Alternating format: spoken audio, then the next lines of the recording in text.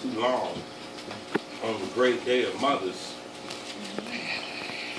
Did y'all enjoy y'all Mother's Day weekend so far? Yes. Did you enjoy your Mother's Day? Yes. Okay. Well, never been a mother and don't know what it takes to be a mother. But as I started doing my research, I had to find out what it took to be a mom. And today I can tell y'all I'm glad I ain't a mom. Because mamas got a hard job, a job they don't get paid for. You know, I reflected on my mama and I thought about my upbringing. I thought about how my earliest memory was my mama reading the Bible to me. You know, I probably was younger than JJ, but I just remember it was nothing for me to do in the church because I was too young. So she had a little kid's Bible and she read that to me. I thought about how we went to church. It seemed like 7 days a week, you know, when it was pastor's aid and men's choir, we was in church, you know. But all that time that was going on, you know, we just felt like our mom was supposed to feed us, but she was really nurturing me. She was trying to teach me things and put things in my life that wouldn't be here when she was gone, you know, or hoping that they would be here when she was gone. And so I reflected on that. I thought about how my mom used to take me to the mall, and while she was trying on clothes, I was holding her purse, you know. But my mom iterated to me how important it was that nobody got her purse. So I really didn't feel bad that I was holding the purse. I just felt good I was doing something for my mom. But oftentimes, when I think back, you know, because I wanted to tag along with my brother, I ended up just being my mama tagging along, you know. And, you know, we did a lot of things. You know, my mama asked me questions. I asked her a lot of questions, you know. She also took me to the movies a lot. You know, I even reflected on how she used to clean me, you know, and how she made sure that everything around me was clean, from my room to my clothes. You know, your mama stay on me, you know. And so, as I was thinking about these things, I also thought about the protection. I thought about how when I was younger and a child molester chased me in the yard, it was my mama that fended that child molester off, you know. And I got to be thankful. You know, a lot of times we think about dad and what dad does, but we never really take the time to sit back and think about all the things that moms do. You know, all those times that moms go and tell dad, hey, you need to go say something, or I overheard, you know, you need to handle this. We just never think about that. We think about nurturing. And nurturing sometimes is hard, especially in this world, in this society. So, as I went on through this, I also thought about Eve, you know, the first mother. And we talk about the bad Eve did, but we don't talk about the good that Eve did. Eve populated the world. That was her job that God told her to do. And she did it well. If she didn't, then wouldn't none of us be here, you know. And she had to nurture them. And it's like the amazing thing that I realized with moms is that it's no books to do what y'all do. Ain't no book to help you have no kid. Ain't no book to help you when your kid is going through this or they struggling through that. You know, when you're a therapist to your kid, when you nurse the boo-boos, and you a doctor to your kid, there ain't no books on that, but y'all do it. It's a natural thing. It's that nurturing thing, you know. And I also thought about that. And I was also reminded of the story of Solomon, when the two moms with one baby approached him. And, you know, these women were arguing because they wanted the baby. And as Solomon sat here and listened, it was wisdom that told Solomon to say, hey, give me a sword. And I'm going to cut the baby in half and y'all both get y'all portion. But the mom said, whoa, no. I'd rather she take the baby than the baby be harmed. And that's how he knew that was the mom. That was the nurturing side of her speaking out. So as I kept doing this research, I found out what is a mom. It's a job and it's a ministry. You know, it's a process. It's a lifetime. Once you become a mom, you can't give it back. You're going to always and forever be a mom. Ain't no training. Ain't no guarantees. You know, sometimes you even moms to other kids. How many times have you been a mom to somebody else's kid? Amen. That's something to think about. But that's the nurturing side of moms. This is stuff that, you know, I had no clue, you know, until I really started thinking about it. I didn't think about how much that a mom actually did.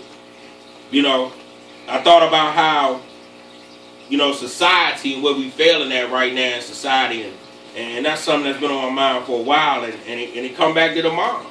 It come back to the women not saying, they see that child messing up and not saying something to that child because you scared that child will curse you out, or you scared that you going to have a confrontation with this parent, you know.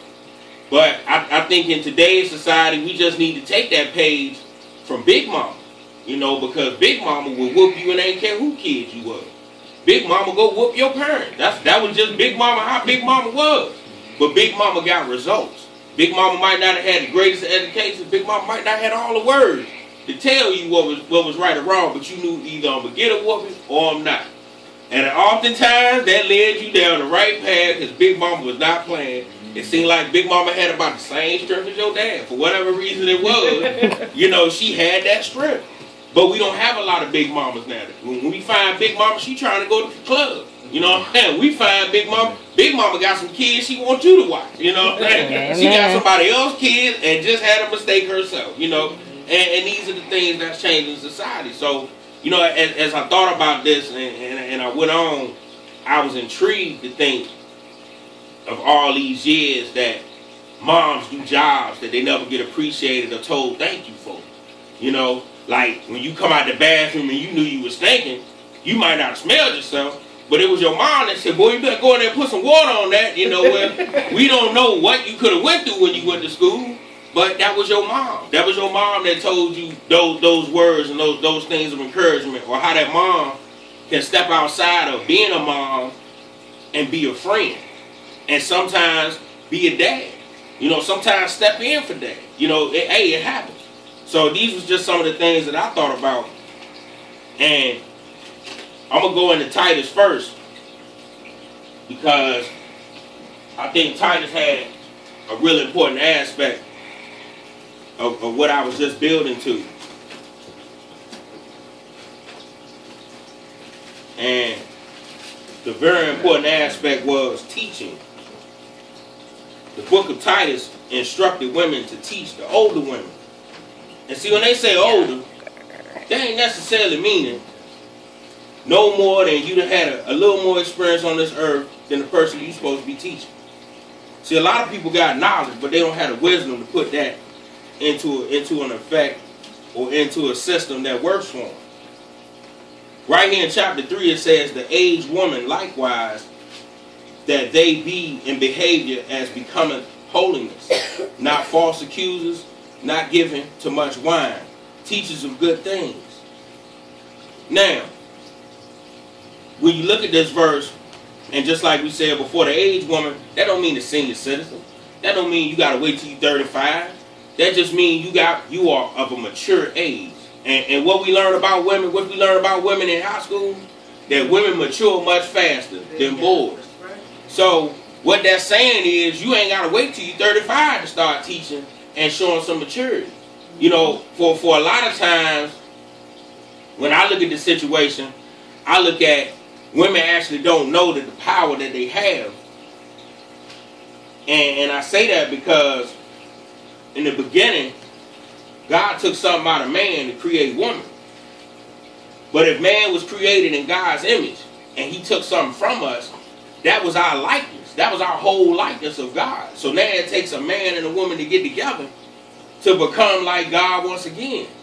So it's things that a woman can teach a man that a man can't teach a woman. And it's the same thing with kids. You know, that's why they help me. It's just certain things that they can do that we just can't do. So when you think about these things and you go on, you know, it's also like it says, you know, teaches good things. I look at a lot of girls out here now and I'm wondering, what are they teaching? Whether it's good or bad. But what are you teaching them? Amen. When you go out here and the examples that you're showing them ain't good, but then what you're saying to them ain't good, then what you're doing for them ain't good, and then you wonder why the kid locked up and the kid bad. You know, well, in these things, you got to know that he said that it needs to be, the older age women need to teach, because the Lord realized that the church and the husbands and the fathers weren't going to be able to do it on their own. They realized that they weren't going to be able to teach some of their daughters and some of these children to be on their right path. So he charged the women. Because a lot of times what women say when they being taught, oh, you ain't talking to me. Or, I do it when I feel like it. It's the attitude. So you have to unlearn that attitude. Now how they going to unlearn that attitude if all you showing them is attitude? Or the guy they watching on TV dressed up like a woman showing them an attitude. Or acting like how they used to act. You know, somebody got to put their foot down and stand up and say, hey, you know, this is what we supposed to be doing. You know, somebody has to show them. You know what I'm saying? So, as I go on and I go to 4, it says that they may teach the young women to be sober, to love their husbands, and to love their children. See, it's a lot of things that I learned that women have learned and know how to do. But in this generation, it's a lot of things that women don't know how to do because they haven't been taught. So if you've been taught, it's your duty to teach somebody else. So you just going to stand there and let her keep walking into that brick wall? Or you going to show her how to walk around that brick wall? Or you going to show her how to love her husband? Because first of all, a lot of people don't know how. It's hard. Ain't no book on that either. It's hard. God got an unconditional love, but I'm reminded of the relationship of a mother and her child is oftentimes the relationship that we should have with Christ. It's the relationship that we should have with God.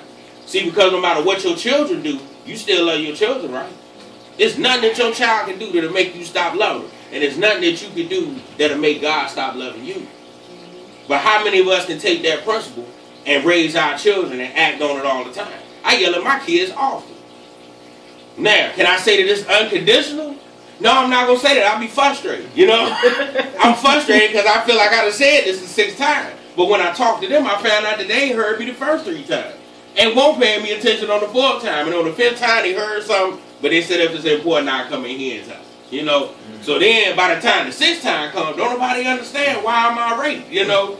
But this is how it oftentimes work out. So we got to help each other. We got to teach each other. We can't just take for granted that people know how to be mothers. When we just finished dealing with this girl on CNN, for how long was she up there? For 2 months?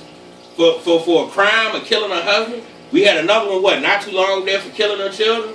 So we got to say, hey, that they obviously don't know. They won't talk. We just can't say that everybody, we dwell in a society right now where we just take for granted that certain people know certain things. We take for granted that, hey, you know, she know better than to go to the strip club and strip and leave them kids in the house. But then when it happens several times, then what we saying? That's a shame. That's a shame.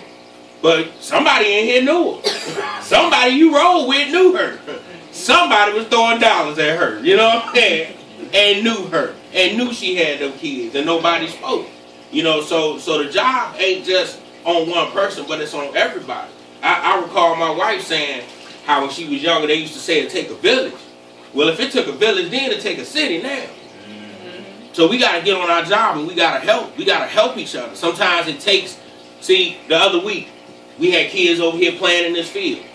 And I didn't want them over there. I didn't want them close to the car, hitting the truck, hitting the window, you know, hitting past the house. I didn't want none of that. But I had to say, you know what, I'd rather them be over here playing in the field than out here figuring out how to break into somebody's car, you know, or smash somebody's window and running down the street. So I went in the backyard and gave them a ball to play with. So then, when they showed up the next day, I was like, I ain't think they was going to be here every day, you know, but if this is what I got to do to keep them out the streets, and if this is what I got to do to be somebody else's kid, father, then I guess this is what I got to do. It's hard. Ain't nothing in life easy. You know, walking was real easy until we started working for 20 years. Now walking kind of hard, you know. Now you look at the steps and think about the steps before you go up the steps. Sometimes you make decisions. I just stay on the couch. If she get me, she love me. If she don't, then hey, you know, I'll be here. This is the type stuff that we think about.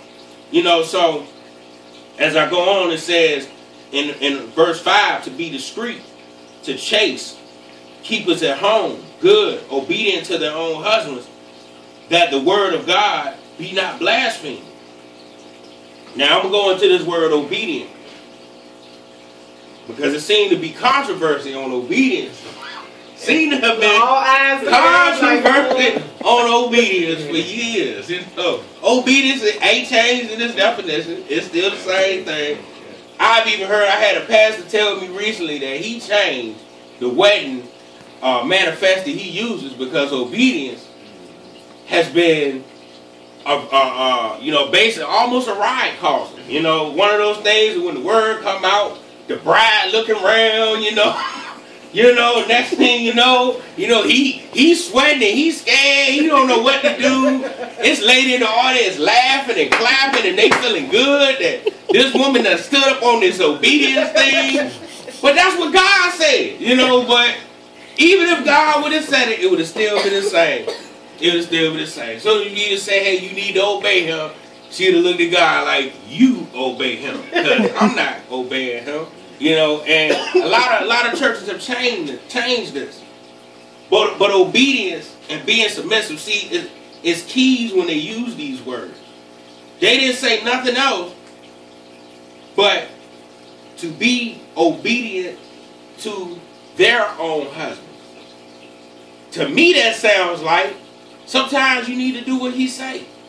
Because it ain't like you doing what no other man tell you to do. You know? I can tell if you raise up on him and tell him what you're not going to do, that can't no other man in the street tell you to do too much. Nothing. Your boss probably tell you something and you look at him sideways. So, this is something that we need to work on. We all need work. But how you going to teach one of these little young girls to be obedient and love their husband if you can't teach them? Because sometimes the example is in what you do, not what you say. It's easy to say don't eat the red. And then eat the red. It's easy to say, hey, you don't want to eat that pork, but we got some neck bones out back. You know, it's easy to say that. You know, but you got to live that example, and you got to walk in that. So that's something that I definitely wanted to go over, because as I was reading this, I thought about it.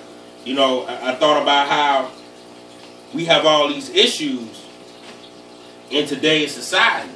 And a lot of these issues that we have just come down to, and I gotta say, it comes down to the woman. Why? Because it comes down to the woman because you are that part of man that man don't have contact with no more. You are the part in his life that can make him be great, or you can make him fall. And I feel like in society, that's just like in the slavery times, we couldn't be out here and be the man that y'all needed in the family. So oftentimes it was the woman that was holding the family down and doing some things, you know. And we need to come back to that time. That's all. Hey, we got to scratch their back. They got to scratch my back, you know. And I say that because, you know, while I'm getting these strange looks, the point that I'm just making is that we all have a part in this. Now, if you're not going to do what God told you to do, then how you ever going to be right? It's a partnership. Just like we said, sometimes the woman does things that, hey, sometimes we don't know. Sometimes y'all just have that instinctive ability to do things. So therefore, y'all have to take that ability and step outside of y'all comfort zone sometimes. And sometimes you got to help. It might be in what you say. It might be in what you do. You know. And I'm not wholeheartedly blaming women, but what I'm saying is in today's society, it's a lot more than not just women, but men can be doing. But I see a lot of women falling short because when I look out here in society, I don't see women, I see little girls. And when I look at the older women, I see little girls. You can't be 30 years old still trying to be like the 18-year-old. If I talk to you and you are 40 years old, I shouldn't be confused and think you're 20. By your conversation, your actions shouldn't deem that you're 20. But we're in a part of society right now that deems that being, oh, hey, whatever you want to do is okay as long as nobody getting hurt. But everybody getting hurt. You know, so we gotta do better. We gotta have mamas being big mamas. We gotta have grandmamas being big mamas. We gotta, hey, great grandmamas. Some of them ain't got the strength no more. Some of them wore out, took all their energy just to raise y'all. You know. To raise you and to help raise 2-3 grandkids, and now they sad. But we just gotta get back to these basics. So we're gonna go to the book of Proverbs, which when I was reading Proverbs, some of it made sense, But a lot of it in that time, you got to realize that women were in the marketplace, and it was a lot of jobs that women were just thought to do.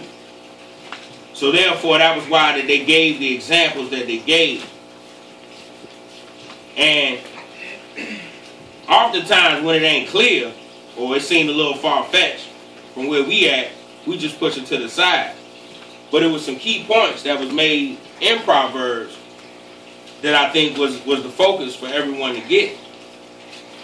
Give me that chapter and verse again, please. Proverbs 31, 10 to the end, which is 31. So Proverbs 31, 10 through 31. Because in the first verse it asks, who could find a virtuous woman? And in this day and time, who can? Because they're hard to find. You know, we often learn in the scripture, we often went over that in order to love anyone, you got to love yourself. And when I look out here at a lot of women, it don't appear that they do. So if you don't have that love for yourself, then how you going to show love, or how you going to show anybody anything that they need to see? As you go on to 11, it talks about the heart of her husband. It's a lot of things that said. It goes on to talk about the merchant ships, which in this particular case, in this time, a lot of her work had to do with the merchant ship and the different types of jobs. And if we lived in that time, we would have understood this a little more better. But what I took from it was that you're supposed to handle your business and be about your business. That's pretty much what the summarization of 13 through 19. I paraphrased a lot of things that I had read in here just to be able to seem like I could relate this to our time and to us now. Basically, they want you to be, the Lord wants you to be morally perfect, trustworthy, good, true, proficient, thrifty, considerate, versatile, tireless, healthy, joyful, efficient, watchful, cautious, and skillful.